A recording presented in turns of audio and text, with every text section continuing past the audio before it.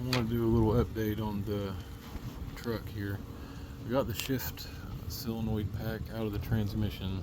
However, when I pulled the pan off, I could see right away the connector wasn't really connecting.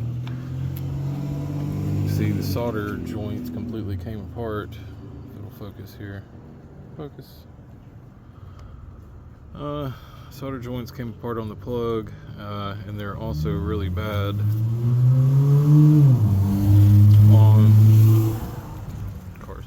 Also really bad on these connections where they're actually going on the solenoids. So I'm going to try, instead of buying another one of these stupid things, I'm going to try to solder it back together and see if I can't get it to work. I'm not exactly sure why that's not going all the way in there, but we'll see how it goes here. Alright, got it all soldered back up. Again, I'm hoping, focus.